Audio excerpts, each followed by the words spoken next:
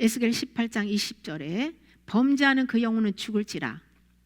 아들은 아버지의 죄악을 담당하지 아니할 것이요 아버지는 아들의 죄악을 담당하지 아니하리니 의인의 공의도 자기에게로 돌아가고 악인의 악도 자기에게로 돌아가리라. 아멘. 에스겔은 하나님께 속한 모든 영혼들 중에 범죄하는 영혼만 죽을 것이라고 말씀하셨어요. 신명기 24장 16절에도 아버지는 그 자식들로 말미암아 죽임을 당하지 않을 것이요 자식들은 그 아버지로 말미암아 죽임을 당하지 않을 것이니 각 사람은 자기 죄로 말미암아 죽임을 당할 것이니라. 아멘. 이것이 하나님의 공의예요. 하나님은 정확하게 각자 행한 대로 상과 벌을 주신다고 말씀하셨어요. 부모의 나쁜 성격과 영전이가 내려왔을지라도 내가 믿음으로 예수의 이름으로 회개해서 끊으면 그리고 주님의 인격으로 살아간다면 모든 저주는 나와 상관이 없다는 것이죠. 신명기 28장 45절에서 46절에 내가 내 하나님 여호와의 말씀을 청종하지 아니하고 내게 명령하신 그 명령과 규례를 지키지 아니하므로 이 모든 저주가 내게 와서 너를 따르고 내게 이르러 마침내 너를 멸하리니 이 모든 저주가 너와 내 자손에게 영원히 있어서 표징과 훈계가 되리라. 아멘. 여기서 표징, 히브리어 우트는 그 깃발, 신호를 가리키고 있고요. 이 말은 어떤 사실에 대한 증거 또는 경고, 교훈을 말씀하고 있습니다.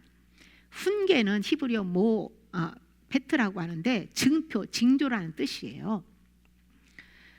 우리가 정신적으로, 육체적으로, 환경적으로 어떤 저주에 묶였다면 그것은 말씀을 듣고 지켜 행하지 않았다는 것을 알려주는 하나님의 신호, 증표라는 것입니다.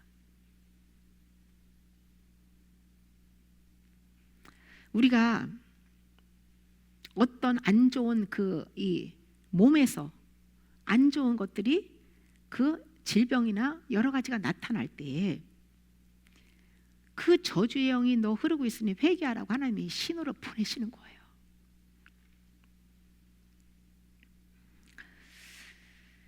예수 그리스도는 어제나 오늘이나 영원토록 동일하신 분입니다. 하나님의 입에서 나온 모든 말씀은 영원토록 변함이 없으시다는 것이죠. 구약의 이스라엘 백성들도 어린 양의 피, 즉 예수 그리스도를 믿음으로 구원받았어요. 예수님을 믿고 구원받은 하나님의 백성들에게 율법을 주신 것이죠.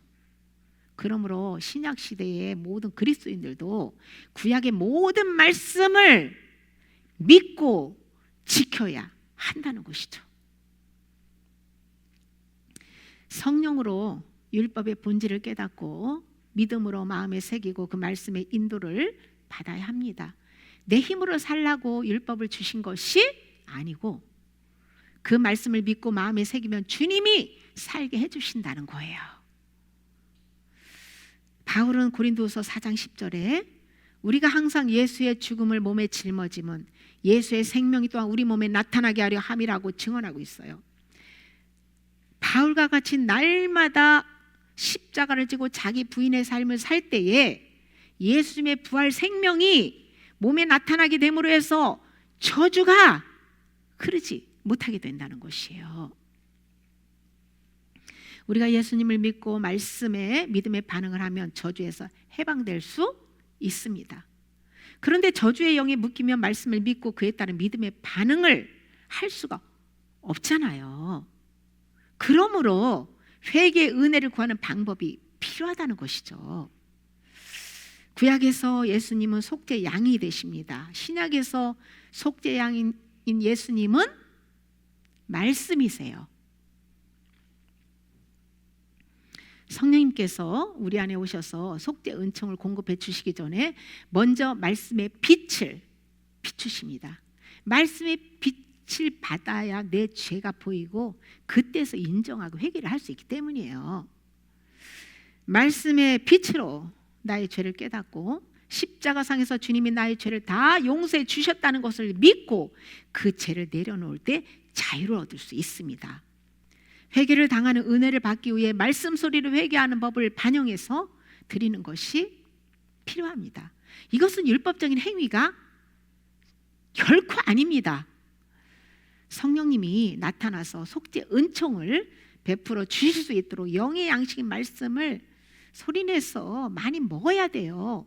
소리에 능력이 있습니다. 말씀 소리로 회개하는 방법을 적용하여 저주 끊는 회개를 할 때에 하나 둘 그 끊어지는 은혜를 받습니다. 가장 중요한 것은 마귀의 팝, 즉 우상을 마음에서 파버리는 회개가 중요해요. 말씀 소리내서 회개한다고 하면서 실상 마음에서 우상을 내려놓지 않는다면 반짝 은혜에 불과하고요, 근본적인 문제는 해결받을 수 없어요. 내려놓는 것까지 해야 됩니다.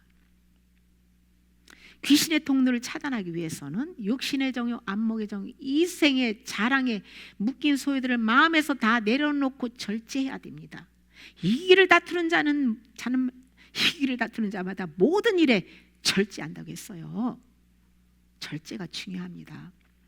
예수님께서 소유를 다 팔아야 그분의 생명이신 보화를 얻을 수 있다는 것도 아담의 소유는 마귀의 밥이기 때문이에요.